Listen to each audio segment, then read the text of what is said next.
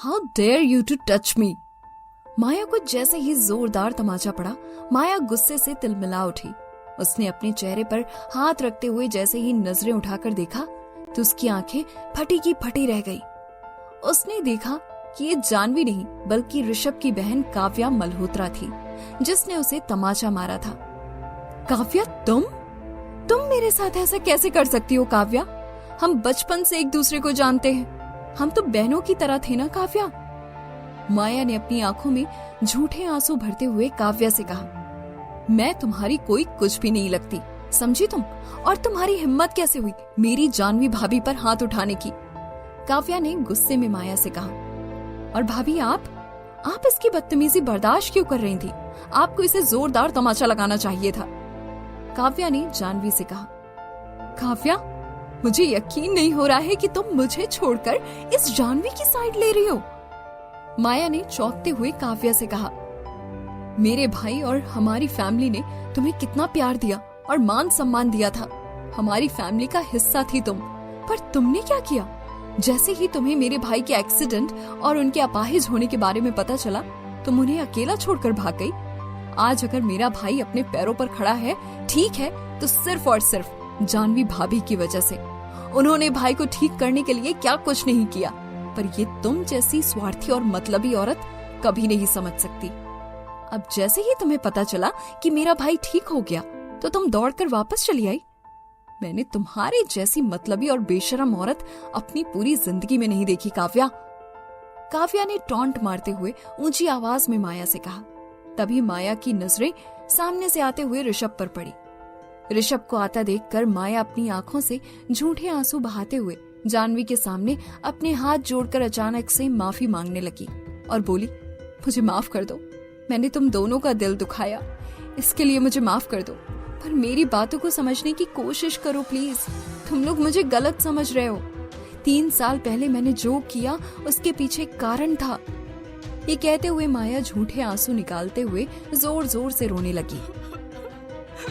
माया को इस तरह अचानक रोते और गिड़गिड़ाते हुए उनके सामने माफी मांगते हुए देखकर काव्या और जानवी दोनों चौंक गए। उन्हें समझ नहीं आ रहा था कि ये माया को अचानक से क्या हो गया। तभी उनके पीछे से एक आवाज आई, ये सब क्या चल रहा है यहाँ? जानवी और काव्या ने जैसे ही पलटकर पीछे देखा तो सामने ऋषभ खड़ा था। ऋषभ को देखकर वो दोनों चौंक गई। तभी ऋषभ ने माया से पूछा, माया, क्या हुआ तुम्हें? तुम ऐसे रो क्यों रही हो? जानवी, तुम और काव्या तुम यहाँ कब और कैसे आई? कोई मुझे बताएगा कि आखिर यहाँ चल क्या रहा है? ऋषभ ने जानवी, काव्या और माया तीनों की तरफ देखकर उनसे पूछा। ऋषभ भी जानवी, काव्या और माया तीनों को एक साथ देखकर शॉक था। जहाँ एक तरफ माया झूठे आंसू बहाते हुए रोने का ड्रामा कर रही थी, तो वहीं जानवी और काव्या अब ये समझ गए थे कि माया ने अचानक से रोने धोने का ड्रामा क्यों शुरू कर दिया था। ऋषभ को देखकर माया ने उसके पास जाकर उसका हाथ पकड़ लिया और मासूम सा चेहरा बनाकर ऋषभ से कहा, ऋषभ, मैं तो यहाँ जानवी से कल रात के लिए माफी मांग रही थी, पर उसने मुझे बहुत बुरा भला कहा ऋषभ, और काव्या ने तो मुझे जोर से थप्पड़ तक मार दिया। ये देखो ऋषभ, मेरा फेस। ऋषभ ने अपनी भौहें चढ़ाते हुए जानवी से पूछा, क्या माया ने जो कहा वो सच है? ऋषभ को देखकर जानवी के दिमाग में कल रात की ऋषभ और माया की एक दूसरे को गले लगाने वाली बात उसके दिमाग में तैरने लगी। टेबल पर फिर से माया को दिए गए सफेद लिली को देखकर उसका दिल और ज्यादा गुस्से से भर गया और उसने गुस्से से ऋषभ को देखकर अपना मुंह फेर लिया। भाई, आप भाभी से क्या पूछ रहे हैं? मैं आपको बताती हूँ, जब मैं यहाँ आई थी तो ये माया भाभी का मुंह जोर से पकड़ी हुई थी। क्या आप भाभी का स्वभाव नहीं जानते भाई? इसने ही जरूर जानबूझकर भाभी को उकसाया होगा। आपको याद नहीं भाई, जब आप 3 सालों तक बीमार थे तो आप किस तरह से भाभी पर रूठ थे? पर क्या कभी भाभी ने आपके साथ बुरा बर्ताव किया, आप पर गुस्सा दिखाया? नहीं ना। और रही बात मेरी कि मैंने इस माया पर हाथ क्यों उठाया, तो इसका जवाब आप इस माया से ही मांगिए कि आखिर इसने ऐसी क्या हरकत की है जो मुझे इस पर हाथ उठाना पड़ा। काव्या ने अपने भाई ऋषभ से कहा। ऋषभ ने माया की तरफ देखा और कहा, क्या तुमने सच में जानवी को उकसाया? क्या तुम मुझे बताओगी कि आखिर बात क्या है?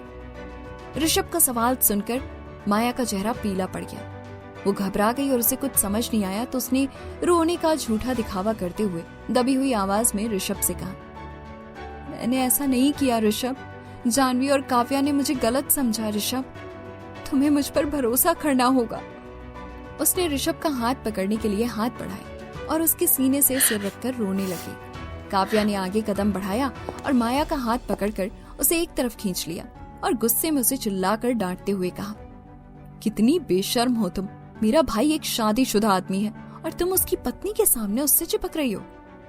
माया ने रोते हुए ऋषभ से कहा, देखा ऋषभ, तुम्हारे सामने तुम्हारी माया पर कितने घटिया इल्जाम लगाए जा रहे हैं। ऋषभ ने अपनी भौहें चढ़ाते हुए थोड़ा भारी आवाज में काव्या से कहा, चुप हो जाओ काव्या, माया अभी अभी बीमारी से उठी है, उससे इस तरह से पेश मत आओ। बीमार? भाई ये आपको कहाँ और किस एंगल से बीमार दिखाई देती है? ये सब इसके बहाने हैं भाई। अगर ये बीमार होती ना तो घर पर आराम कर रही होती, यहाँ ऐसे बन ठन कर खड़ी नहीं होती और मेरी भाभी पर ऐसे चीख और चिल्ला नहीं रही होती। भाई आप इस माया पर दोबारा विश्वास कर सकते हैं, मैं नहीं। काव्या ने माया की तरफ देखते हुए ऋषभ से कहा, बस ऋषभ बस, मैं अब और नहीं सुन सकती। मेरा सिर चकरा रहा है ऋषभ। इससे पहले कि मेरी तबीयत दोबारा बिगड़े मैं ही यहाँ से चली जाती हूँ। माया रोने का दिखावा करते हुए अपना सिर झुकाकर लड़खड़ाते हुए वहां से चली गई। ऋषभ ने अपने बॉडीगार्ड से कहा, तुम माया के साथ जाओ और उसे घर तक ड्रॉप कर दो, और हाँ, थोड़ा ध्यान रखना कहीं फिर से वो अपनी तबीयत न बिगाड़ ले। ठीक है सर। बॉडीगार्ड ऋषभ से ये कहकर माया के पीछे चला गया। तभी काव्या ने चिल्लाते हुए माया से कहा, अगर तुम्हें मरना है तो कहीं ऐसी जगह जाना जहां कोई ना हो, समझी? तभी ऋषभ ने काव्या को डांटते हुए कहा, काव्या बस करो, अब बहुत हो गया। तभी जानवी ने काव्या को अपने पीछे सेव करते हुए ऋषभ से कहा, तुम्हें जो कहना है मुझसे कहो, काव्या पर गुस्सा क्यों निकाल रहे हो? ऋषभ ने जैसे ही जानवी की तरफ देखा तो उसकी गुस्से से भरी आंखें नर्म हो गईं और उसने अपने बैग से एक एंटीसेप्टिक ट्यूब निकालकर जानवी को देते हुए कहा, इसे अपने घाव पर लगा लेना। जानवी के दिल में उस वक्त अजीब से ख्याल चल रहे थे। उसने एंटीसेप्टिक ट्यूब की ओर देखा और मन ही मन सोचने लगी, मुझे पता है कि ऋषभ मुझसे प्यार नहीं करता, लेकिन कभी कभी मुझे लगता है कि उसे अब भी मेरी परवाह है। पर उसके दिमाग में ये बात अभी भी चल रही थी कि पिछली रात जो हुआ वो उसे कैसे भूल सकती है। कल रात का दर्द इतना दर्दनाक था कि वो उससे चाह कर भी सवाल नहीं कर पा रही थी। काव्या ने एंटीसेप्टिक ट्यूब लेने के लिए अपना हाथ आगे बढ़ाया और उसे जानवी के हाथ में दे दिया। उसने अपने भाई ऋषभ की ओर देखते हुए कहा, भाई, अगर तुमने मेरी भाभी को निराश करने की हिम्मत की तो मुझसे बुरा कोई नहीं होगा। काव्या, तुम अभी बच्ची हो, बड़ों की बातों में दखलंदाजी नहीं करते। ऋषभ ने काव्या की तरफ देखकर कहा, भाई, भाभी और मैं दोस्त जैसे हैं, और हाँ, मैं भाभी से बस 2 साल छोटी हूँ, कोई बच्ची नहीं हूँ। काव्या ने ऋषभ से कहा। ऋषभ ने एक हल्की मुस्कान के साथ उसे नजरअंदाज करते हुए जानवी का हाथ पकड़ लिया और धीरे से कहा, क्या तुमने खाना खाया? जानवी ने अपना हाथ झटककर उससे दूर खींच लिया और ऋषभ से कहा, मेरा पेट भर गया है। ऋषभ ने नम आंखों से जानवी की ओर देखा और कहा, मैंने कहा ना कि कल रात जो हुआ वो गलतफहमी थी। क्या तुम्हें अब मुझ पर जरा भी विश्वास नहीं है? जानवी ने अपनी गर्दन सीधी की। वैसे तो वो ऋषभ से हमेशा धीमी आवाज में ही बात किया करती थी, पर आज उसकी आवाज थोड़ी तेज थी। उसने गुस्से से ऋषभ की तरफ देखा और कहा, कल रात जो हुआ मैं तुमसे उसका कोई क्लैरिफिकेशन नहीं मांग रही और ना ही मांगना चाहती हूँ। ऋषभ मन ही मन मुस्कुराया और जानवी से कहा, जो भी हुआ उसे भूल जाओ और मेरे साथ घर वापस चलो। जानवी ने अपना बैग उठाया और बाहर चली गई। ऋषभ भी अपने लंबे पैरों के साथ आगे बढ़ा और उसके पीछे पीछे जाने लगा। जानवी रेस्टोरेंट से निकलने के बाद एक फूलों की दुकान से गुजरी। तभी उसका ध्यान तुरंत माया को मिले व्हाइट लिलीज पर चला गया और उसने दुकान का दरवाजा खोला और अंदर चली गई। उसने चारों तरफ देखते हुए व्हाइट लिली की ओर इशारा किया और शॉपकीपर से कहा, मुझे इसका एक बुके दे। शॉपकीपर ने जानवी से पूछा, जी जरूर, बताइए आपको कितने फूल चाहिए? ये सोचकर कि ऋषभ ने माया को 20 फूल दिए थे, जानवी ने गुस्से में कहा, मुझे व्हाइट लिली के 200 फूलों का एक खास बुके बनाकर दीजिए। शॉपकीपर मुस्कुराया और उसने जानवी से कहा, आप बस 10 मिनट रुकिए, बस अभी बनाकर देता हूँ। लंबे समय तक इंतजार करने के बाद फूलों को बहुत खूबसूरती से रैप किया गया। पैकिंग के बाद 200 फूलों का बुके बहुत बड़ा और भारी था। उसके लिए इसे संभालना बहुत मुश्किल था, लेकिन इससे उसे बहुत सुकून मिला।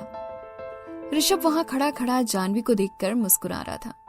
यहाँ जानवी भी तिरछी नजरों से ऋषभ को देख रही थी। तभी शॉपकीपर ने ऋषभ की ओर देखते हुए उससे कहा, मैडम, पेमेंट आप कैसे करना चाहेंगी, बाय कैश और कार्ड? ऋषभ ने पेमेंट करने के लिए जैसे ही कार्ड निकाला, जानवी ने उसे रोकते हुए कहा, मेरे पास पैसे हैं, तुम्हें मुझे ये खरीद कर देने की कोई जरूरत नहीं। ऋषभ हल्के से मुस्कुराया, ये जानकर कि वो गुस्से में थी। उसने पेमेंट किया। जानवी अपनी बाहों में व्हाइट लिली का वो बुके लेकर बाहर चली गई। ऋषभ जानवी के पीछे पीछे बाहर पहुंचा, उसका हाथ थामने की कोशिश करने लगा। जानवी उसके हाथ से बचते हुए एक तरफ हट गई। ऋषभ ने दोबारा उसका हाथ थामने के लिए अपना हाथ बढ़ाया और झटके से उसे अपनी तरफ खींच लिया। जानवी हाथ छुड़ाने की कोशिश कर रही थी, पर ऋषभ ने कसकर उसके हाथ को थामा हुआ था। इस तरह दोनों साथ साथ आगे बढ़ने लगे। जानवी की बाहों में व्हाइट लिली का बुके देखते हुए ऋषभ ने उससे पूछा, क्या तुम्हें भी व्हाइट लिली पसंद है जानवी? White lily? शायद नहीं, जानवी ने ऋषभ से कहा। अगर तुम्हें ये पसंद नहीं तो तुमने इन्हें क्यों खरीदा? ऋषभ ने पूछा और कुछ सोचते हुए कहा, मुझे उम्मीद नहीं थी कि तुम्हें फूल पसंद होंगे। मुझे तो लगा कि तुम्हें केवल पेंटिंग करना पसंद है। ऋषभ ने मुस्कुराते हुए कहा, क्यों? मैं भी एक लड़की हूँ, मुझे फूल पसंद क्यों नहीं हो सकते? जानवी का ऋषभ के लिए हमेशा एक सॉफ्ट नेचर था, लेकिन ये पहली बार था जब उसने उसे इस तरह गुस्से में देखा था। ऋषभ ने मुस्कुराकर जानवी से पूछा, फिर तुम्हें कौन सा फूल पसंद है? मैं अगली बार तुम्हें वही दूंगा। जानवी ने अपने होठ भींचे और चुप ही रही। वो बचपन से ही अपने दादा दादी के साथ पहाड़ की तलहटी में रहती थी। उसे पहाड़ों में लगे बुरांश के फूल, सूरजमुखी पसंद थे। ऋषभ समझ गया था कि जानवी ने व्हाइट लिली सिर्फ गुस्से में खरीदे थे। जानवी चलते चलते अचानक से रुक गई और उसने तब सोचा कि वहां रेस्टोरेंट के बाहर मोहित मेरा इंतजार कर रहे होंगे, और उसने ऋषभ से कहा, अब तुम जाओ, मैं यहाँ से खुद चली जाऊंगी। ऋषभ ने अपनी भौहें थोड़ी ऊपर उठाई और जानवी से कहा, क्यों? तुम्हें डर है कि कोई मुझे यहाँ तुम्हारे साथ देख लेगा जिसे नहीं देखना चाहिए? कुछ दिन में तुम मुझे डिवोर्स देने जा रहे हो, है ना? फिर तुम्हारा ये सवाल बेबुनियाद है। ये कहते हुए जानवी की आवाज थोड़ी कांप रही थी और उसके दिल में एक अजीब सी बेचैनी महसूस हो रही थी। ऋषभ एक पल के लिए चुप हो गया, वो वहीं रुक गया। जानवी ने उसकी आंखों के ठहराव और चेहरे पर छाई चुप्पी देखकर वो चुपचाप आगे बढ़ गई। ऋषभ वहीं खड़ा उसे जाता देखता रहा। जानवी जैसे ही कुछ आगे बढ़ी, उसे सामने मोहित नजर आया। मोहित ने मुस्कुराते हुए जानवी से कहा, व्हाइट लिलीज का बुके, वो भी इतना बड़ा? मिस जानवी, अगर आपका पहले से ही किसी के साथ जाने का प्लान था तो आप बेझिझक मुझे बता सकती थी। यहाँ रेस्टोरेंट के बाहर मेरा एक फ्रेंड मिल गया था, मैं उससे बात करने में थोड़ा बिजी हो गया, पर जैसे ही रेस्टोरेंट के अंदर गया तो आप तो वहाँ थी ही नहीं। मैंने काफी देर तक आपका वेट किया और अभी आप यहाँ हैं। खैर छोड़िए, वैसे क्या ये बुके आपको आपके बॉयफ्रेंड ने दिया है? नहीं, मैंने इसे खुद अपने लिए ही खरीदा है, जानवी ने मोहित से कहा। ये सुनकर मोहित के चेहरे पर मुस्कान गहरी हो गई। उसने जानवी से कहा, अरे वाह, खुद के लिए फूल? एक खूबसूरत प्यारी लेडी ने खुद को गिफ्ट में फूल दिया है। वैसे ये बहुत भारी है, क्या मैं तुम्हारी कोई मदद करूं? जानवी ने उसे फूल दिए और मुस्कुरा कर कहा, थैंक यू। मोहित ने थोड़ा मजाक करते हुए जानवी से कहा, आप हमारे स्टोर की लीडर हैं, क्या अब मैं ये समझूं कि ये फूल मेरे लिए है? ऋषभ दूर से खड़े खड़े ये सब देख रहा था। उसकी आंखों में गुस्सा और दिल में जलन साफ दिख रही थी। तो क्या इस बार मोहित की वजह से ऋषभ को बहुत बड़ी गलतफहमी हो गई थी? क्या ऋषभ और जानवी का रिश्ता कभी सुधर पाएगा? और अब आगे जानवी को परेशान करने के लिए माया का अगला कदम क्या होगा?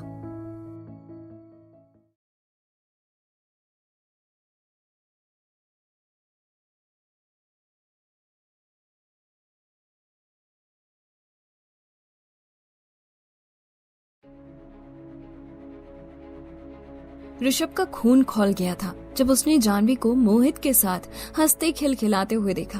उसके जहन में एक दर्द उठा और उसे अचानक से राहुल की याद आ गई। वो खुद में ही बड़बड़ाया, कहीं ये लड़का राहुल तो नहीं? जिसकी याद हर रात जानवी को तड़पाती रहती थी। फिर ऋषभ खुद से ही बात करने लगा।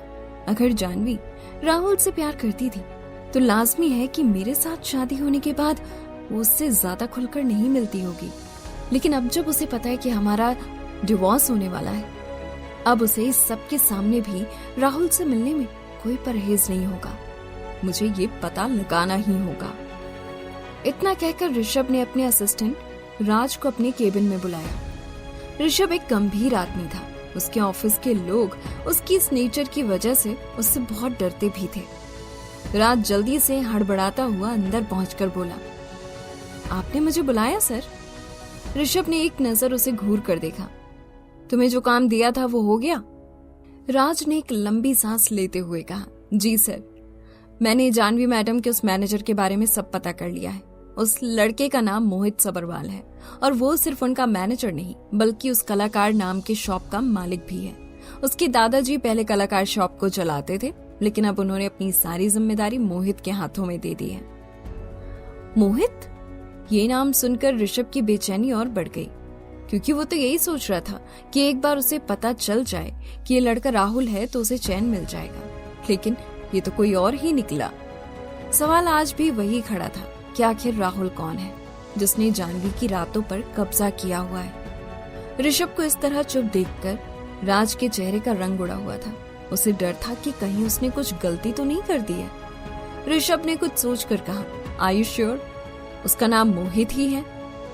जी सर, राज ने कॉन्फिडेंस के साथ अपनी बात रखी।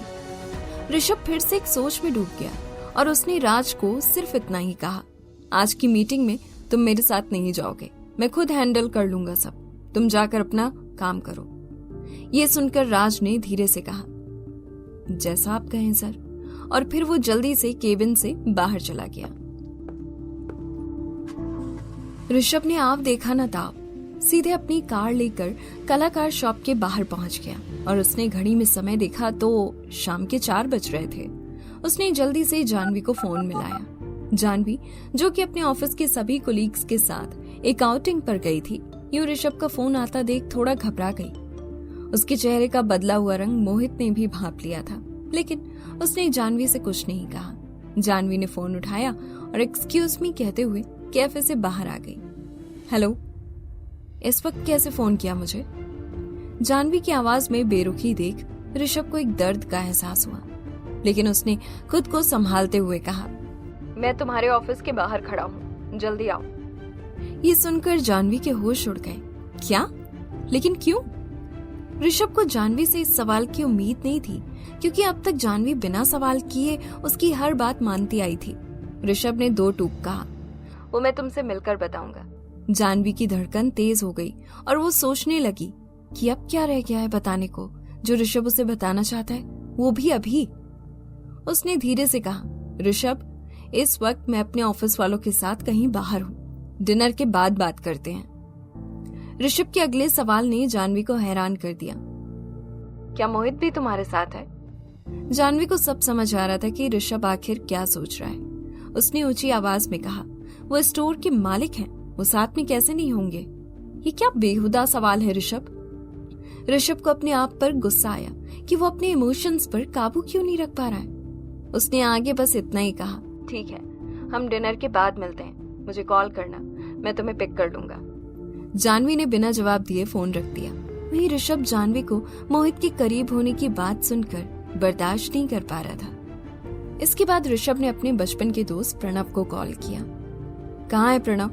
प्रणव, जो कि अपने ऑफिस में बैठा काम कर रहा था, यूं ऋषभ के आए फोन से समझ गया कि वो अपसेट है, क्योंकि ऋषभ खुद इतना बिजी आदमी था कि यूं ही तो फोन नहीं करेगा। प्रणव ने थोड़ा मजाकिया अंदाज में कहा, मैं तो बहुत सी लड़कियों के दिल में हूँ, लेकिन तू बता मुझसे क्या चाहता है? ऋषभ के चेहरे पर हल्की सी मुस्कान आ गई।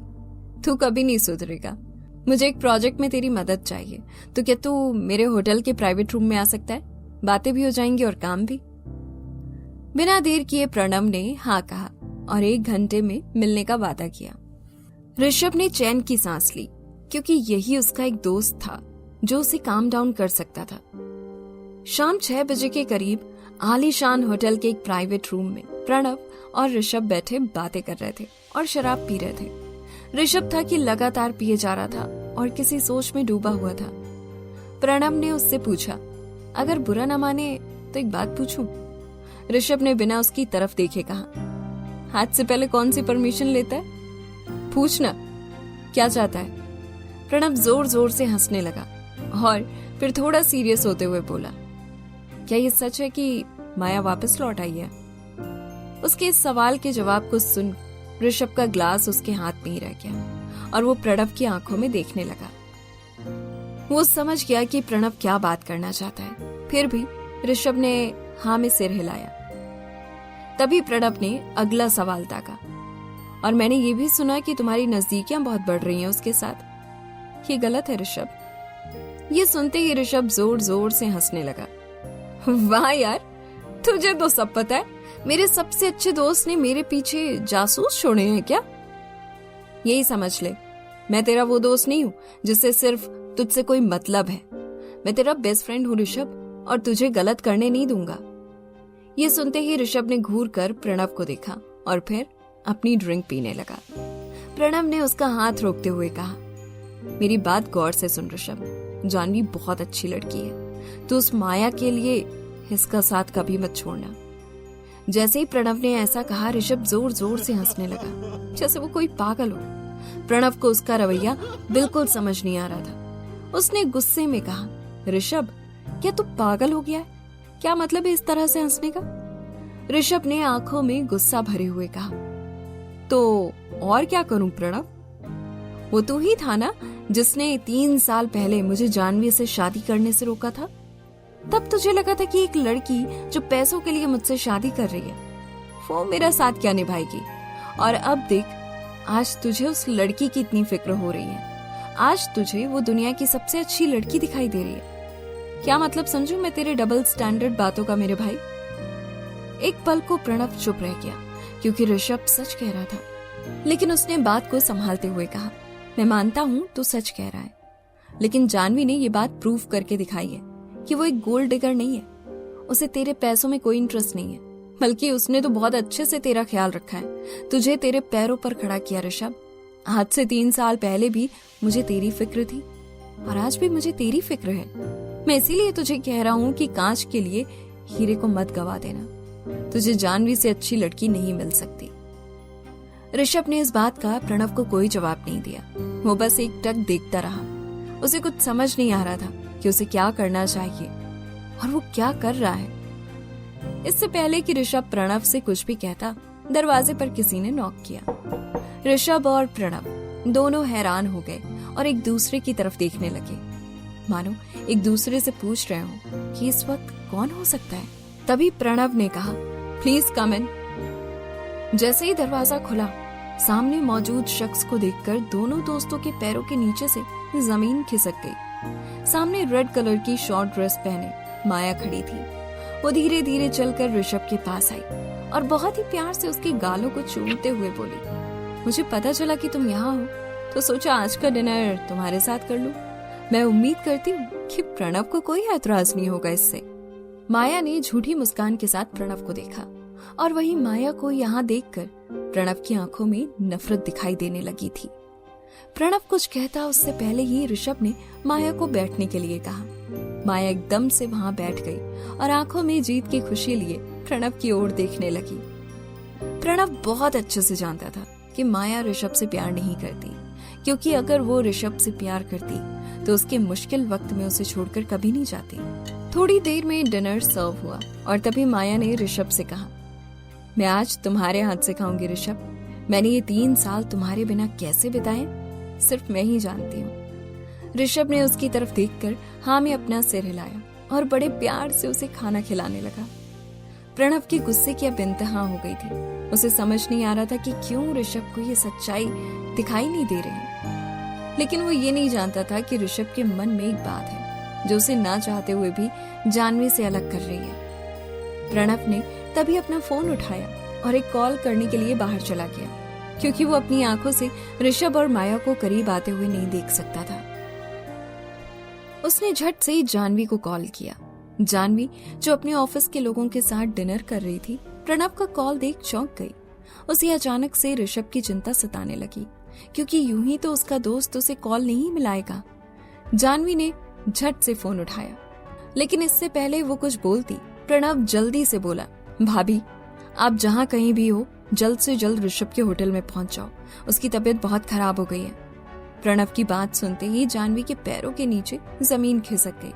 वो कितनी भी कोशिश क्यों ना कर ले ऋषभ से दूर जाने की, लेकिन वो ना तो ऋषभ से प्यार करना छोड़ सकती है और ना ही उसकी फिक्र करना। उसके दिल की धड़कन तेज हो गई और वो जल्दी से बोली, लेकिन प्रणव क्या हुआ ऋषभ को, वो ठीक तो है ना? प्रणव ने कुछ सोचते हुए कहा, ऋषभ आज बहुत अपसेट था और उसने बहुत शराब पी ली है। वो लगभग बेहोश हो गया है, इसलिए आप जल्दी यहाँ आ जाइए। मैं अभी वहाँ पहुँचती हूँ प्रणव। इतना कहकर जानवी ने झट से ऋषभ को कॉल मिलाया, क्योंकि वो ऋषभ की आदत बहुत अच्छे से जानती थी। चाहे कितनी भी तबीयत ऋषभ की क्यों ना खराब हो जाए, अगर वो एक बार पीने बैठ जाए तो उसे उठाना बहुत मुश्किल होता है। एक जानवी ही है जो उसे इस सिचुएशन में संभाल सकती है। जैसे ही ऋषभ के फोन पर जानवी का कॉल आया, माया की आंखों में चमक दिखाई देने लगी। इस वक्त ऋषभ वॉशरूम गया हुआ था और उसका फोन टेबल पर पड़ा था। माया अपने मन में धीरे से बोली, तो तुम्हें इन्फॉर्मेशन मिल ही गई कि मैं अपने ऋषभ के साथ हूँ, लेकिन मैं उसे यहाँ से जाने नहीं दूंगी। आज ऋषभ को पूरी तरह से मेरा होना होगा। मैं भी देखती हूँ उसे कौन रोकता है। इतना कहते ही माया ने जानवी का फोन काट दिया। वहीं जानवी ये देखकर सकते में आ गई। मुझे लगता है ऋषभ मुझसे बहुत नाराज है, लेकिन मैं उसे इस हालत में नहीं छोड़ सकती। तभी जानवी ने अंदर जाकर तुरंत अपना बैग उठाया और पार्टी से निकलने की तैयारी करने लगी। जानवी को यूं जल्दी जल्दी में जाते हुए देखकर वहां आसपास के लोग चौंक गए और सबसे ज्यादा हैरान था मोहित। ये जानवी अचानक से बिना डिनर किए कहाँ जा रही है? मोहित ने जानवी को जाता हुआ देखकर सोचा और उसे रोकते हुए पूछा, अभी तो खाना भी शुरू नहीं हुआ जानवी, तुम ऐसे जल्दी में कहाँ जा रही हो? मोहित का सवाल सुनते ही जानवी घबरा गई। उसे समझ नहीं आ रहा था कि वो मोहित से क्या कहे। उसने अभी तक यहाँ किसी को ये नहीं बताया था कि वो शादीशुदा है, लेकिन इस वक्त वो अपना वक्त बर्बाद नहीं करना चाहती थी। अब मैं क्या करूं और इस मुश्किल सिचुएशन से मैं कैसे बाहर निकलूं? जानवी अपने आप में बेहद कंफ्यूज नजर आ रही थी और खुद से ही बड़बड़ा रही थी। वहीं उसके चेहरे के बदलते एक्सप्रेशन को मोहित भी बड़े गौर से देख रहा था। अभी इससे पहले कि जानवी कोई जवाब दे पाती, तब तक उसे एक और कॉल आया और वो उस कॉल को देखकर चौंक गई। अब आखिर जानवी इस मुश्किल सिचुएशन से कैसे बाहर निकलेगी? क्या ऋषभ कभी राहुल के सच तक पहुंच पाएगा? कहां तक जाएगा ऋषभ और जानवी का रिश्ता? जानने के लिए सुनिए कहानी के आने वाले एपिसोड।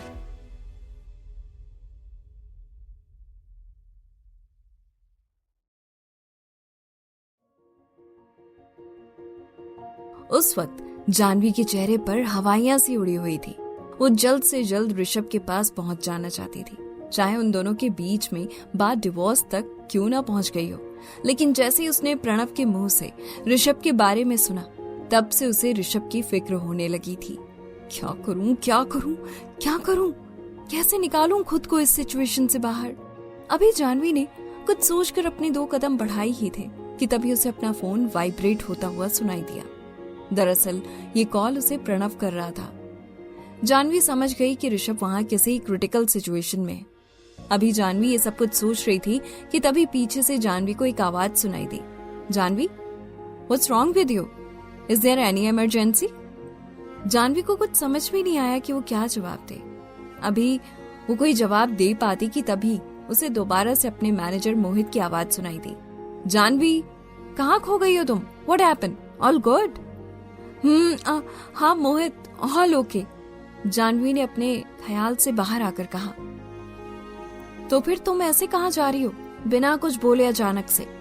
मोहित ने देखा कि जानवी कुछ खोई खोई सी नजर आ रही थी और उसने अगले ही पल जानवी को अपनी घड़ी की तरफ देखते हुए उसे देखा।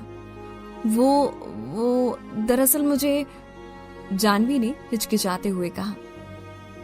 तब जाकर मोहित को रियलाइज हुआ तो उसने सोचा, ओके तुम्हें जाना है?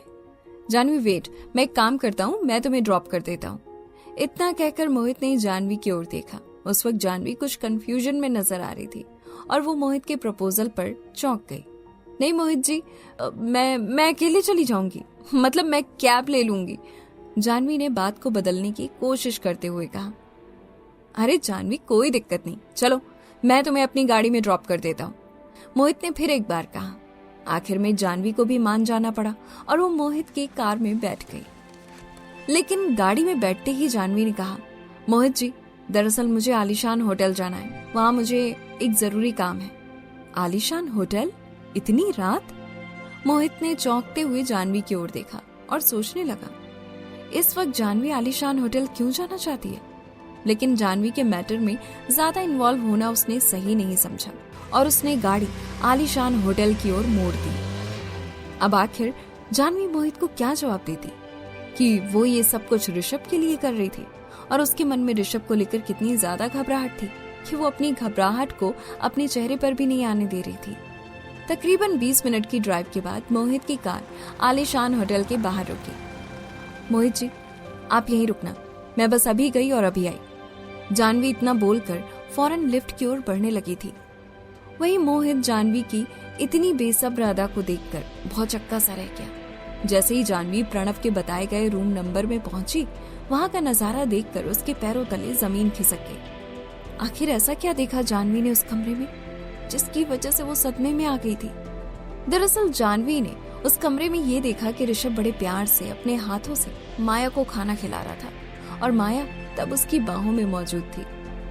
ये पराठा वैसे बहुत टेस्टी है ना ऋषभ, ये लो, तुम भी खाओ मेरे हाथों से। माया बड़े प्यार से डिनर करते हुए ऋषभ से बात कर रही थी। दरअसल में कुछ देर पहले ये हुआ था कि माया जानबूझकर ऋषभ के सामने बच्चों की तरह जिद करने लगी थी।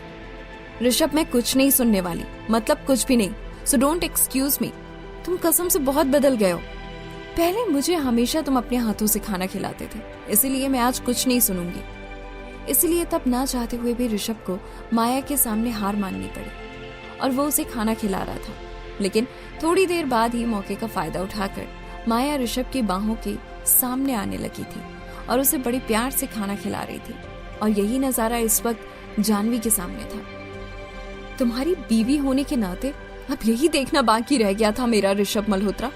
मैंने कसम से कभी ये उम्मीद नहीं की थी कि मेरे तुम्हारी जिंदगी में होने के बावजूद किसी लड़की के इतने करीब होगे। तुम्हें तो बिल्कुल मेरे वजूद से कोई फर्क ही नहीं पड़ता। ये सब सोचते हुए जानवी की आंखों में आंसू आ गए।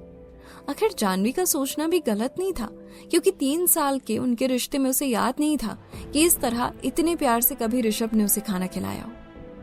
मिस्टर ऋषभ मल्होत्रा, तुम्हें अपनी माया मुबारक हो, मैं जा रही हूँ यहाँ से। इतना बड़बड़ाते हुए जानवी वहां से जाने के लिए अभी आगे बढ़ ही रही थी कि तभी भागते हुए प्रणव वहां आया और उसने जानवी को रोता हुआ देखा। उसे इस वक्त बेहद बुरा लग रहा था जानवी को इस हालत में देखकर। जानवी को हौसला देने के लिए प्रणव ने जानवी के कंधे पर हाथ रखते हुए कहा, भाभी मेरी बात सुनो प्लीज, मैंने आपको यहाँ जानबूझकर बुलाया था, क्योंकि मैंने अगर आपको बताया होता कि ऋषभ इस वक्त माया के साथ है तो आप कभी नहीं आती। मैं आपको ये रियलाइज कराना चाहता हूँ कि ऋषभ को आपकी जरूरत है, ना कि माया की। ये तो साफ साफ नजर आ रहा है कि ऋषभ को किसकी जरूरत है। देख नहीं रहे कैसे माया उसकी बाहों में सुकून से खाना खा रही है। जानवी ने अपनी आंखों में नफरत भरते हुए कहा। और इसी बातचीत के दौरान न जाने कब जानवी के हाथ से एक फ्लावर वास गिर गया और एक जोरदार आवाज हुई, जिसकी वजह से ऋषभ के साथ साथ माया भी चौंक गए। कौन है वहां? ऋषभ जोर से चिल्लाया। बेबी प्लीज जाकर देखना कौन है वहां। माया ने बड़े प्यार से ऋषभ के गाल पर हाथ फेरते हुए कहा। ऋषभ जब सामने दरवाजे की ओर आया तो वहां का नजारा देखकर वो हैरान रह गया, क्योंकि उसके ठीक सामने जानवी थी और उसकी आंखों में आंसू नजर आ रहे थे और उसके सामने उसका दोस्त प्रणव दिखाई दे रहा था। जानवी को वहां देखकर ऋषभ ने चौंकते हुए पहले प्रणव को देखा और फिर उसने प्रणव को एक तरफ करते हुए जानवी से कहा, जानवी तुम यहाँ क्या कर रही हो? तुम तो वहां अपने मैनेजर के साथ थी ना, उसे छोड़कर तुम यहाँ कैसे आई? ऋषभ की बात सुनकर जानवी चौंक गई और उसने अपनी घूरती हुई निगाहों से ऋषभ को कहा, मैनेजर के साथ थी? Means what? कहना क्या चाहते हो तुम मिस्टर ऋषभ? जानवी दरअसल में ऐसा कुछ कहना चाहती थी, लेकिन उसने ये सब कुछ बस अपने मन में ही सोचा। लेकिन जल्दी ही जानवी ने खुद को कंट्रोल किया और वो खामोश रह गई। क्योंकि वो समझ गई थी कि ऋषभ को कुछ भी कहकर कोई फायदा नहीं होने वाला था। जानवी को खामोश देखकर ऋषभ की थोड़ी हिम्मत बढ़ गई और उसने कहा तो कुछ भी नहीं, लेकिन उसने घूर कर जानवी की ओर देखा। जानवी और ऋषभ के बीच एक बेहद टेंस माहौल नजर आ रहा था, जिससे प्रणव को बहुत बुरा लग रहा था। लेकिन वो जानता था कि ऋषभ को इस बारे में कुछ भी समझाकर कोई फायदा नहीं होने वाला था। वहीं जब काफी देर तक खामोशी पसरी रही, तब माया भी वहां चली आई। Baby, is there anything wrong? Why are you not coming? इतना बोलते हुए माया ने जैसे ही अपने सामने देखा, उसे देखकर वो दंग रह गई। वहीं माया को दोबारा से अपने सामने देखकर जानवी बिना कुछ बोले वहां से पैर पटकते हुए जाने लगी। तभी ऋषभ ने उसे पीछे से पुकारा, जानवी, जानवी, प्लीज स्टॉप।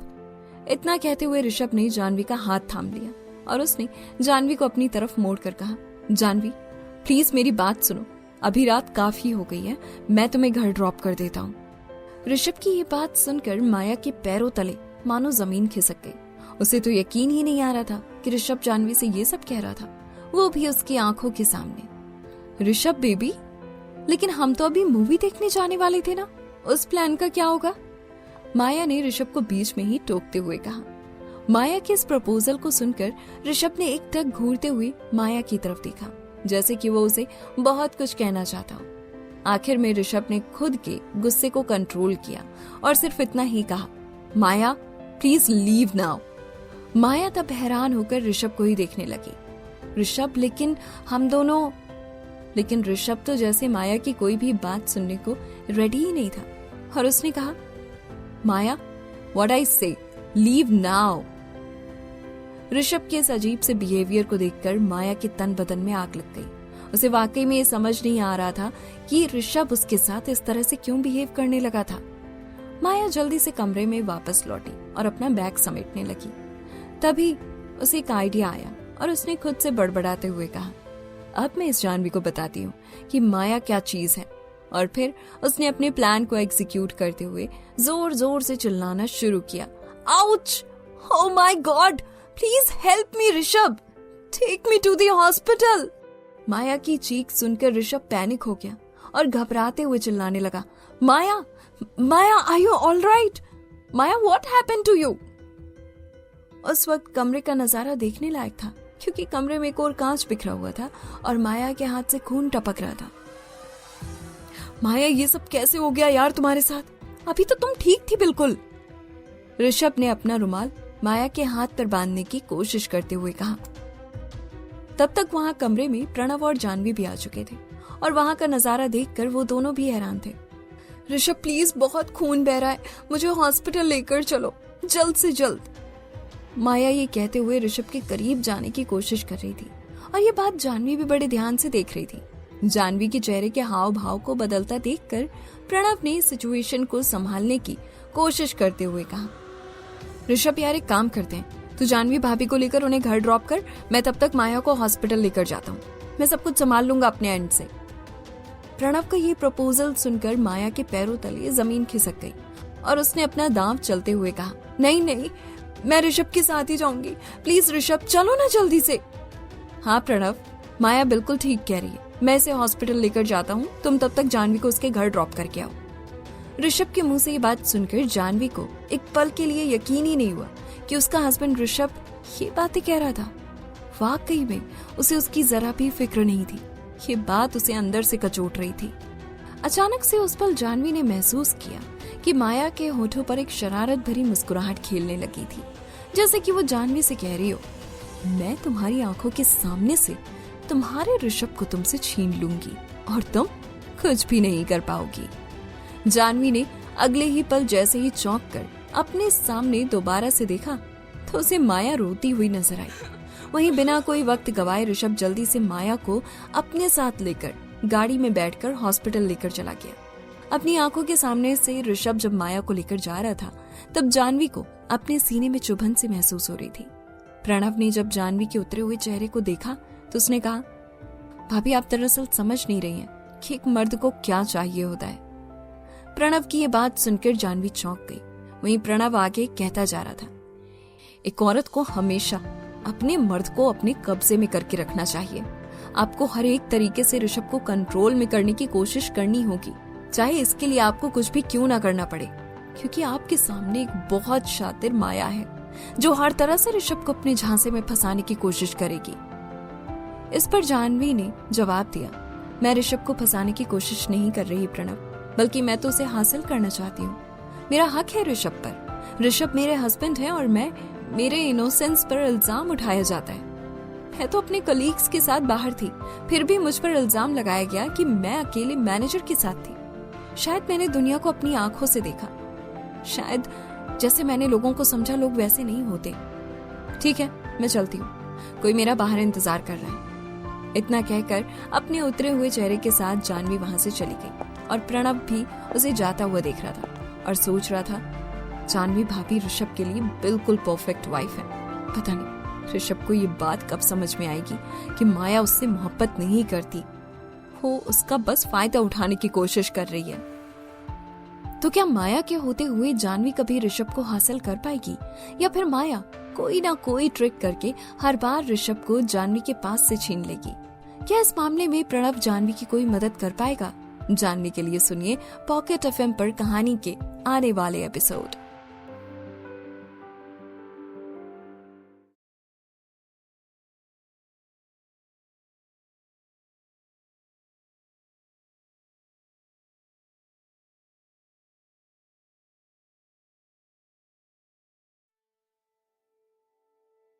इस वक्त जानवी का दिमाग बेहद उलझा हुआ था और वो सीढ़ियों से उतरते हुए काफी कुछ सोच रही थी। लेकिन उसे हैरानी तब हुई जब उसने आलीशान होटल के ठीक बाहर ऋषभ को खड़े देखा, जो अपनी कार के सामने खड़े होकर सिगरेट पी रहा था। ऋषभ यहाँ क्या कर रहा है? क्या वो ये देखना चाहता है कि अंदर हुए तमाशे के बाद मेरा हश्र क्या हुआ है? ऋषभ को इतना ज्यादा बेफिक्र देखकर जानवी ने अपने मन में सोचा। वहीं जानवी को देखते ही ऋषभ ने अपनी जलती हुई सिगरेट बुझाई और बड़ी तसल्ली से जानवी के कंधे पर हाथ रखकर कहा, मैं जल्दी ही लौट आऊंगा, इसलिए तुम ज्यादा मेरे बारे में मत सोचो। ऋषभ की इस बात पर तो जानवी को जैसे हंसी आ गई। उसका दिल किया कि वो ऋषभ के सामने ही जोर जोर से हंसने लगे, लेकिन अपने ख्याल को एक और रखते हुए जानवी ने बस इतना ही कहा, ऋषभ तुम्हें देर हो रही है, माया को लेकर तुम हॉस्पिटल जाओ। जानवी की बात पर ऋषभ ने कुछ खास तवज्जो नहीं दिया और बस अपने सिर को हामी में हिलाया और जानवी की तरफ एक बार गौर से देखकर अपनी कार में बैठा और कार को हवा की तेज रफ्तार से लेकर भागने लगा। इस वक्त जानवी के सामने प्रणव मौजूद था और प्रणव जानवी की तरफ ही देख रहा था और उसने कहा, भाभी आपको जो मैंने बात कही उस बात पर आप गौर करिएगा, शायद आपका काम बन जाए। वहीं प्रणव की बात को साफ तौर पर इग्नोर करते हुए जानवी ने जवाब दिया, अब मुझे चलना चाहिए, मेरे कलीग्स मेरा इंतजार कर रहे हैं। इतना कहकर जानवी ने प्रणव की किसी बात को सुनने का इंतजार न किया और वो सीधे मोहित के कार की तरफ बढ़ गई। अभी जानवी कार में बैठी ही थी कि मोहित ने जानवी की ओर देखकर पूछा, वो आदमी कौन था वैसे? कौन सा आदमी? जानवी ने सपाट लहजे में पूछा। वही जिसने व्हाइट शर्ट और ब्लैक पैंट पहन रखा था। मोहित ने जानवी की ओर देखते हुए पूछा। जानवी को पहले तो कुछ समझ नहीं आया कि वो क्या जवाब दे, ऋषभ को अपना एक्स हस्बैंड बताए या फिर क्या बताए। आखिर में उसने कुछ सोचते हुए जवाब दिया, वो ऋषभ मल्होत्रा थे, मल्होत्रा इंडस्ट्रीज के सीईओ। लेकिन वो तुम्हारे रिश्ते में क्या लगता है? मोहित ने एक और सवाल जानवी से किया। इस बार जानवी चौंक गई क्योंकि वो समझ नहीं पा रही थी कि मोहित इतना ज्यादा इंटरेस्ट क्यों ले रहा था उसकी जिंदगी में। और फिर कुछ हिचकिचाते हुए उसने जवाब देना चाहा, कहीं वो रिश्ते में तुम्हारा कजिन तो नहीं लगता? इससे पहले कि जानवी कुछ जवाब देती, मोहित ने सामने से कहा। इस बात पर जानवी ने कोई जवाब नहीं दिया, इसीलिए गाड़ी में कुछ देर तक खामोशी पसरी रही। काफी देर तक जानवी को खामोश देखकर मोहित ने फिक्र भरे लहजे में पूछा, जानवी आर यू ओके ना? पहले खुद परेशान करो और फिर पूछो कि आप अच्छे हो या नहीं। बहुत अच्छे मिस्टर मोहित, जानवी ने अपने दिल ही दिल में कहा। लेकिन जानवी ये जवाब मोहित को नहीं दे सकती थी। उसने अपनी बात को बदलते हुए कहा, हाँ मैं बिल्कुल ठीक हूँ, वैसे मुझे आपसे कुछ पूछना था। हाँ ऑब्वियसली, क्या पूछना है तुम्हें? मोहित ने क्यूरियोसिटी दिखाते हुए पूछा। यही कि आपको किस तरह की लड़कियां पसंद है मिस्टर मोहित? जानवी ने मोहित की आंखों में देखते हुए पूछा। वहीं जानवी के सवाल को सुनकर मोहित के चेहरे पर एक स्माइल नजर आने लगी और उसने मुस्कुराते हुए जानवी की आंखों में देखकर जवाब दिया, जिसे सुनकर जानवी हैरान रह गई। आखिर ऐसा क्या जवाब दिया था मोहित ने जानवी को जिसकी वजह से वो हैरान थी? दरअसल में मोहित ने ये कहा था, मुझे ऐसी लड़कियां पसंद है जो अपने घर वालों की फिक्र करती हैं, उनकी देखभाल करती हैं और जो अपने काम को बखूबी करना जानती हैं, जिन पर काला रंग बहुत अच्छा लगता है, जिसकी स्माइल काफी प्यारी हो। मुझे दरअसल मिस जानवी जैसी लड़की पसंद है। मैं मिस जानवी जैसी लड़की से ही शादी करना चाहता हूँ। मोहित की इस बात पर जानवी हल्का सा मुस्कुराई। वो दिल ही दिल में तब सोच रही थी कि कोई तो उसकी तारीफ करता है, कोई तो उसे पसंद करता है। वैसे वो कहते हैं ना कि खूबसूरती देखने वालों की आंखों में होती है, तो आप ये समझ सकती हैं कि मुझे सबसे खूबसूरत मिस जानवी लगती है। मोहित इतना कहते हुए सामने की ओर देखकर कार को ड्राइव कर रहा था। वहीं आगे भी मोहित और जानवी में कई तरह की बातें होती रहीं और जानवी को भी मोहित के साथ बात करने में काफी अच्छा महसूस हो रहा था। कार ड्राइव करते हुए अचानक से जब एक सड़क के आगे उनकी कार मुड़ी, तब जानवी ने मोहित से कहा, मोहित जी, क्या आप मुझे मेरे घर छोड़ सकते हैं? क्योंकि अब मैं वापस से होटल नहीं जाना चाहती। हाँ, क्यों नहीं जानवी? मोहित ने मुस्कुराते हुए अपनी कार को एक दूसरी सड़क की तरफ मोड़ दिया। उस वक्त ना मालूम क्यों मोहित धीरे धीरे मुस्कुरा रहा था और जानवी से बातें करते हुए कुछ सोच रहा था। कार अगले 10 मिनट के अंदर ही जानवी के मोहल्ले के सामने पहुंच गई थी और एक ट्रू जेंटलमैन की तरह मोहित ने कार का दरवाजा खोला और जानवी से कहा, लो जी मैडम जी, आपका घर आ गया। और फिर इतना कहकर मोहित ने पैक किया हुआ खाना भी बाहर निकाला, जो जानवी जल्दी जल्दी में वहां होटल में न खा सकी थी। मोहित उसके साथ साथ ही चलने लगा, जिस पर जानवी ने कहा, अब आप जा सकते हैं मोहित जी, मेरा घर बस आ ही गया है, अब मैं चली जाऊंगी यहाँ से। अरे इतनी दूर आ गया हूँ तो अब आपके घर भी छोड़ देता हूँ आपको, मोहित ने जानवी की ओर देखते हुए कहा और उसके साथ साथ चलने लगा। आसमान में चांद तब मुस्कुराता हुआ नजर आ रहा था जैसे ये एक खूबसूरत शाम थी और हल्की हल्की ठंडी हवाएं बह रही थी और दोनों कलीग्स आपस में बात करते हुए आगे बढ़ रहे थे। अभी जानवी और मोहित आपस में बात करते हुए आगे बढ़ ही रहे थे कि तभी जानवी को उनसे बस थोड़ी ही दूर एक शख्सियत की परछाई नजर आई। उसकी हाइट और पर्सनालिटी जानवी को काफी जानी पहचानी हुई सी नजर आ रही थी। इसके बावजूद कि वो परछाई जानवी से काफी दूर खड़ी थी, तब भी कहीं ये ऋषभ तो नहीं? उसके जैसा ही तो लग रहा है ये। लेकिन ये तो माया को लेकर हॉस्पिटल गया हुआ था ना, इतनी जल्दी ऋषभ आया कैसे? जानवी अपने मन ही मन ये सब सोच ही रही थी कि तभी मोहित की मुस्कुराती हुई आवाज से उसका ख्याल टूटा। अरे जानवी, यहाँ देखिए, आपका कजिन वहाँ खड़ा है। जानवी ने मोहित की आवाज पर बस अपना सिर हिला दिया। वहीं जैसे ही ऋषभ उन दोनों की ओर आगे बढ़ा, मोहित ने अपना हाथ आगे बढ़ाते हुए ऋषभ से कहा, आप जानवी के कजिन है ना? और मैं इनका कलीग हूँ। ये बात सुनते ही ऋषभ के चेहरे का रंग बदल गया। उसने जानवी की ओर घूरते हुए आंखों ही आंखों में सवाल किया, मैं तुम्हारा कजिन हूँ? लेकिन इससे पहले कि ऋषभ वाकई में कुछ कह पाता, सामने से जानवी ने कहा, हाँ मेरे कजिन है। इस वक्त जानवी की आंखों में एक जिद साफ तौर पर देखी जा सकती थी। जानवी की जिद को देखकर दरअसल में ऋषभ उसे काफी कुछ भला बुरा कहना चाहता था, लेकिन मोहित के वहां होते हुए वो ऐसा कह न सका। बात दरअसल में ऐसी भी थी कि 3 साल पहले जब ऋषभ के पैरों ने काम करना बंद कर दिया था, तब उसकी और जानवी की शादी एक ऐसी सिचुएशन में हुई थी कि कुछ एक परिवार वालों के अलावा कोई भी उनकी शादी में शिरकत नहीं हुआ था। और फिर बाद में किसी को भी उनके बीच हुई शादी के बारे में पता ही नहीं चल पाया था।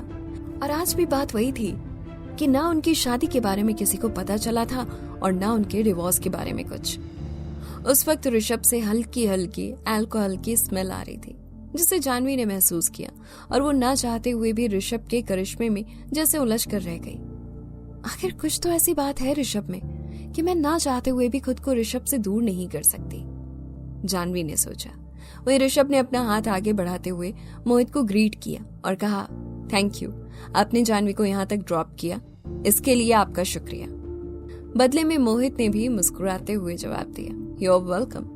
उस वक्त बड़े हक के साथ ऋषभ ने जानवी के कंधों को अपने मजबूत हाथों से थाम रखा था और ये नजारा देखकर मोहित को कुछ अजीब एहसास हुआ और वो अपने मन में सोचने लगा, लगता है इन दोनों के बीच बहुत ज्यादा प्यार है, इसलिए तो ये दोनों एक दूसरे के इतने करीब हैं।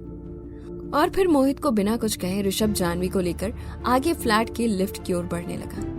जानवी ने अपने फ्लोर के लिए लिफ्ट का बटन दबाया और लिफ्ट के नीचे उतरने का इंतजार करने लगी। वहीं जानवी उस वक्त ये साफ महसूस कर पा रही थी कि ऋषभ उसकी तरफ ही घूरती हुई नजरों से देख रहा है।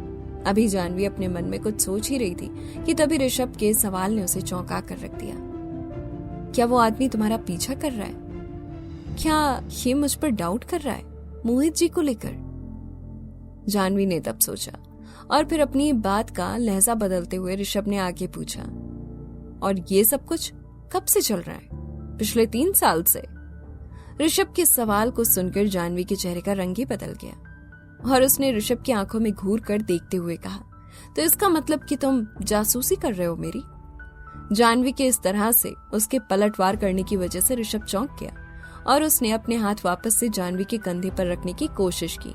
तभी जानवी ने आगे जवाब दिया, हाँ मैं उसे जानती हूँ और उसने 3 साल पहले मुझे अपने यहाँ जॉब में रखा था और वो मुझे अच्छी खासी सैलरी भी देता है और वो मेरे दादाजी को भी अच्छी तरह से जानता है। और कुछ सुनोगे तुम? ओह, तो इसका मतलब है कि हमारे मिस्टर सबरवाल साहब काफी काम की चीज हैं। इतना कहते हुए ऋषभ हंसने लगा। वहीं ऋषभ की हंसी जैसे जानवी को खलने लगी थी। इससे पहले कि जानवी ऋषभ को कोई जवाब दे पाती तभी लिफ्ट खुलने की आवाज हुई और तभी जानवी जल्दी से लिफ्ट के अंदर चली गई और उसके पीछे ऋषभ भी अंदर लिफ्ट में दाखिल हो गया। वहीं उस वक्त लिफ्ट में कोई भी मौजूद नहीं था और अगले ही पल ऋषभ धीरे धीरे जानवी के करीब बढ़ने लगा और फिर उसने जानवी को एक ओर झुकाते हुए उसके कंधों को अपने मजबूत हाथों से पकड़ लिया और फिर उसकी आंखों में देखकर कहा, मैं तुम्हारा कजिन हूँ, है ना? यही कहा था ना तुमने उस मिस्टर सबरवाल के सामने मेरे बारे में? और फिर अगले ही पल ऋषभ ने अपने होठों को जानवी के होठों से जोड़ दिया और पैशनेटली उसे किस करने लगा। जानवी इस किस के लिए बिल्कुल भी तैयार नहीं थी। उसकी आंखें अचानक से बंद हो गई और एक हल्की सी भीनी भीनी मर्दानगी वाली खुशबू उसके नाक से तब टकराने लगी। ऋषभ अपने होठों को बड़े खूबसूरत अंदाज में जानवी के होठों से जोड़कर उसे बेइंतहा प्यार कर रहा था। न जाने क्यों तब जानवी भी कुछ रेजिस्ट नहीं कर पा रही थी। उसकी धड़कनें तेज होने लगी थी और सांसें हर बीतते वक्त के साथ चढ़ने लगी थी। उस पल उसे ऐसा लगा जैसे कि वो घुलने लगी हो। धीरे धीरे जानवी को यह एहसास हुआ कि वो इन दिनों माया के करीब था और उसे अभी किस करने की कोशिश कर रहा था। अचानक से जानवी होश में आई और उसने ऋषभ से अलग हटने की कोशिश की, लेकिन ऋषभ अब तक उस पर हावी हो चुका था। अब तक जानवी के बाल ऋषभ की उंगलियों से खेलने लगे थे और जानवी की सांस इतनी ज्यादा चढ़ गई थी कि उसकी सांस फूलने लगी। तभी जानवी की हालत देखकर ऋषभ ने अपने होठों को उसके होठों से जुदा किया और उसकी आंखों में घूरते हुए पूछा, क्या तुम अब भी उस मिस्टर सबरवाल से यही कहोगी कि मैं तुम्हारा कजिन हूँ? उस वक्त जानवी के होठ सुर्ख लाल हो गए थे। उसकी गहरी काजल लगी आंखों से पानी बहने लगा था। जानवी की आंखें जैसे शराब के नशे से बहकने लगी थी और वहीं उसके गाल शर्म से लाल हो गए थे। बताओ, क्या जवाब है तुम्हारा? क्या तुम अभी भी उस सबरवाल के सामने मुझे अपना कजिन कहोगी? ऋषभ ने जानवी की आंखों में घूरते हुए कहा। दरअसल में ऋषभ जानवी को सबक सिखाना चाहता था, क्योंकि वो अभी भी टेक्निकल तौर पर देखा जाए तो उसकी वाइफ थी, क्योंकि उन दोनों के बीच में डिवोर्स फाइल हुआ ही नहीं था। तभी जानवी को खामोश देखकर ऋषभ ने आगे कहा, कि 3 साल पहले तुमने मुझसे जो शादी की थी उस बात का तुम्हें कोई रिग्रेट है? ऋषभ ये सब कुछ बहुत शांत और पेशेंस के साथ पूछ रहा था और उसकी आंखें बस जानवी को एकटक देख रही थी, जैसे कि वो जानवी का जवाब बेसब्री से सुनना चाहता था। आखिर क्या जवाब देगी जानवी ऋषभ के सवाल का? क्या वाकई में ऋषभ के दिल में जानवी को लेकर फीलिंग्स महसूस होने लगी थी? क्या जानवी मोहित की गलतफहमी को दूर करेगी? जानने के लिए सुनिए कहानी के आने वाले एपिसोड।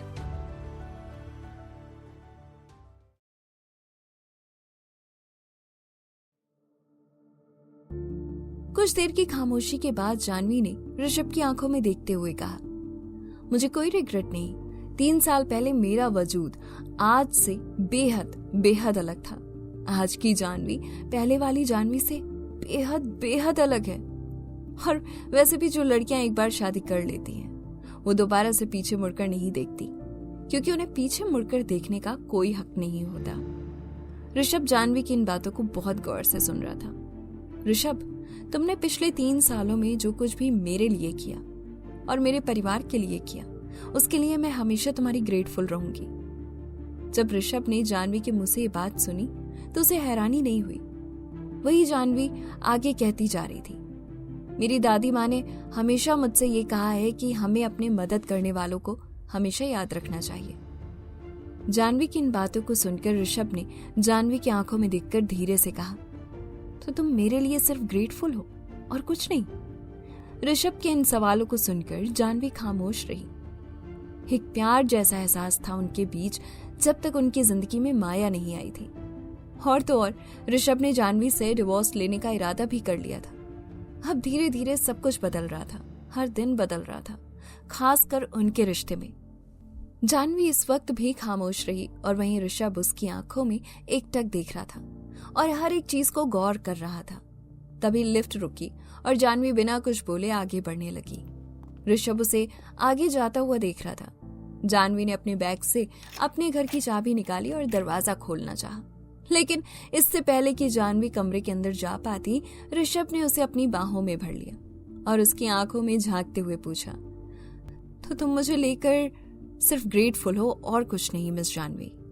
जानवी तब ऋषभ की आंखों में देख रही थी, वो आंखें जो शांत और समंदर की तरह गहरी नजर आ रही थी। जानवी अपने दिल ही दिल में तब सोच रही थी, मैं तुम्हारी कौन हूं ऋषभ? बताओ मुझे। तुम्हारे लिए तो मुझसे ज्यादा सिर्फ माया मायने रखती है ना?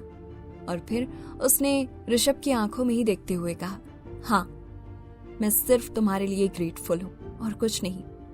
इस वक्त ऋषभ की आंखों में गुस्सा साफ नजर आ रहा था और होठों पर एक नफरत भरी मुस्कुराहट। बिल्कुल, मैंने तो तुम पर सिर्फ एहसान किया है। प्यार और सारे एहसास तो राहुल के नाम है ना? जिसके बारे में तुम नींद में भी सोचती रहती हो।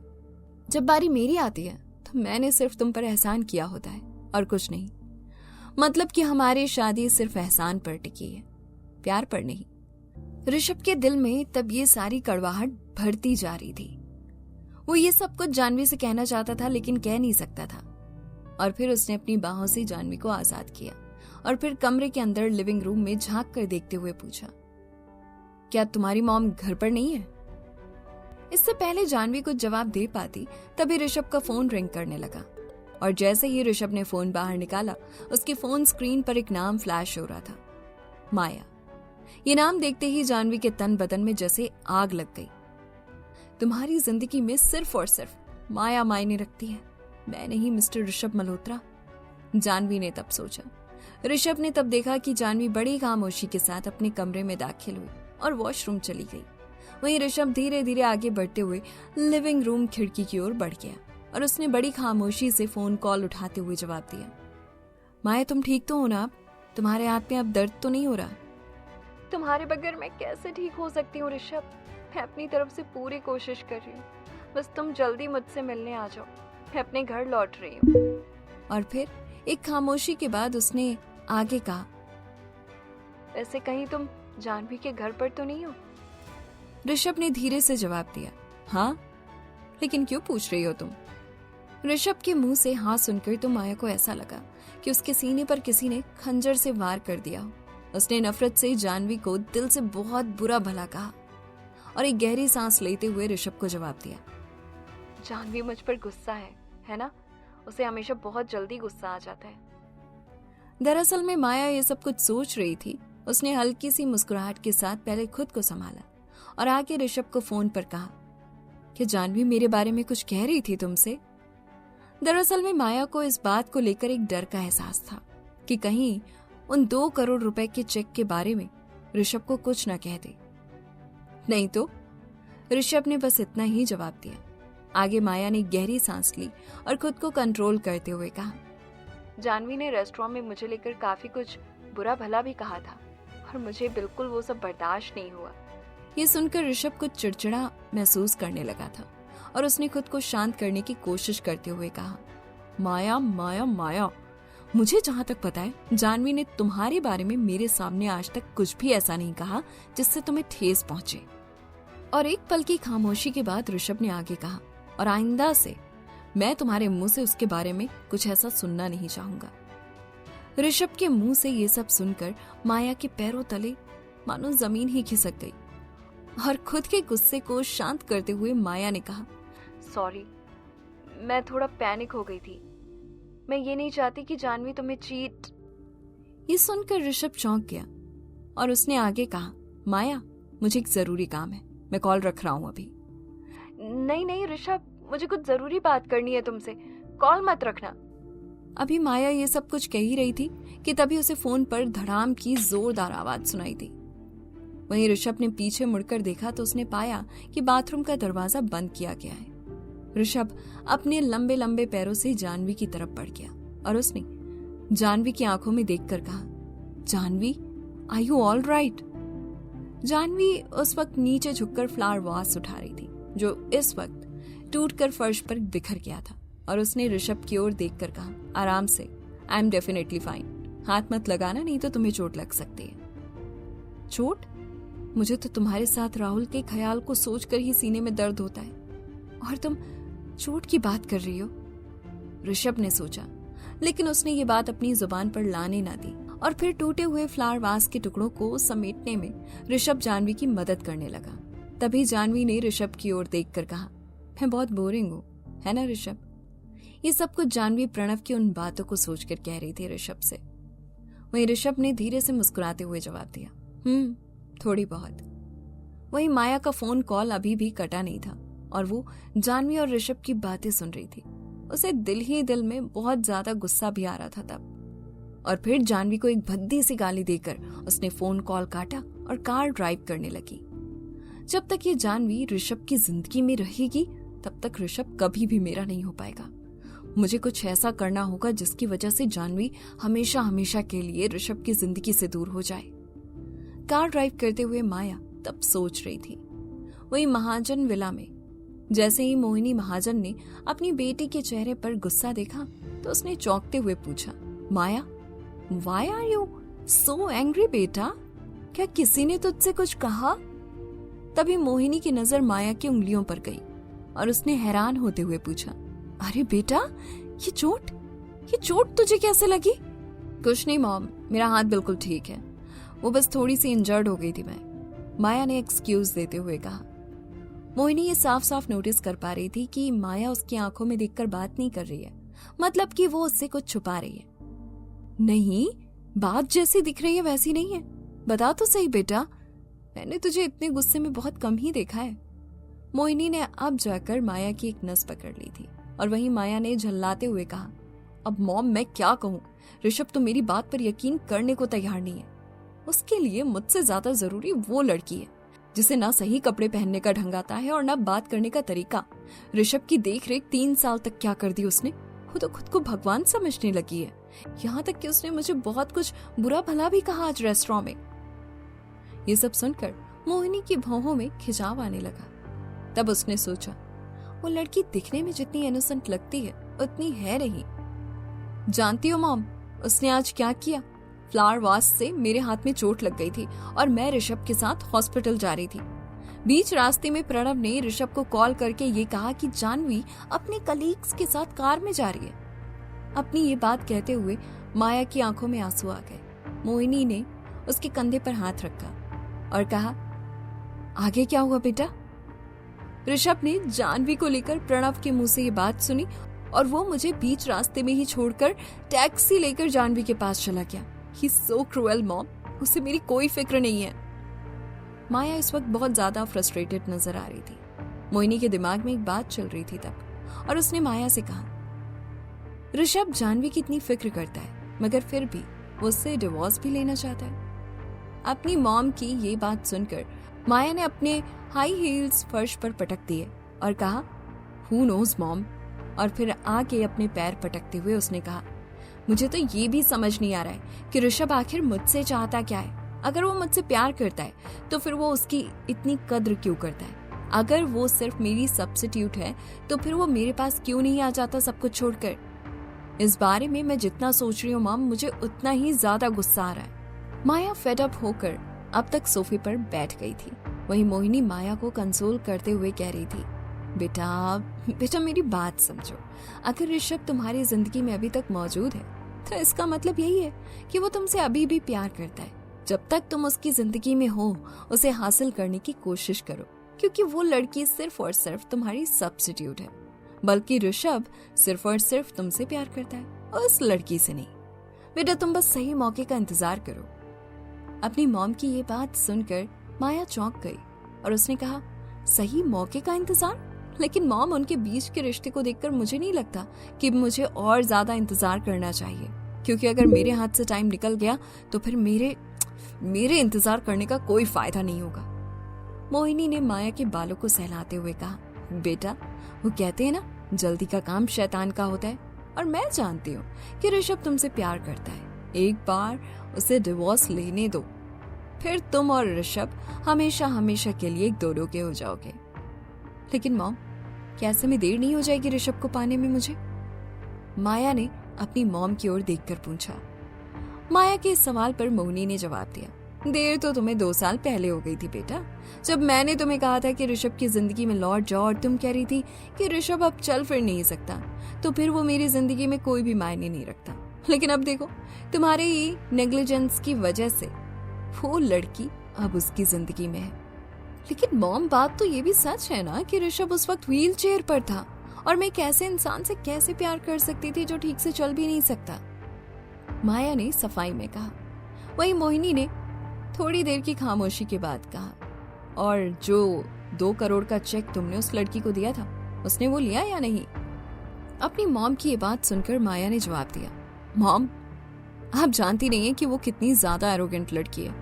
मैंने चेक दिया तो उसने वो चेक फाड़ दिया और कहा कि उसे इन पैसों से कोई मतलब नहीं है, बल्कि वो चाहे तो अपने काम से बहुत सारे पैसे कमा सकती है। इतना ज्यादा घमंड? क्या उसका वो पेंटिंग रेस्टोरेशन का काम इतना अच्छा है कि वो बहुत सारे पैसे कमा सकती है? मोहिनी ने इतना कहा और कुछ सोचते हुए आगे कहा, वैसे मैंने उसके दादाजी के बारे में काफी कुछ सुन रखा है। उनका नाम गिरीश सिन्हा था और वो भी अपने इस काम में अपने मौत से पहले काफी ज्यादा फेमस थे।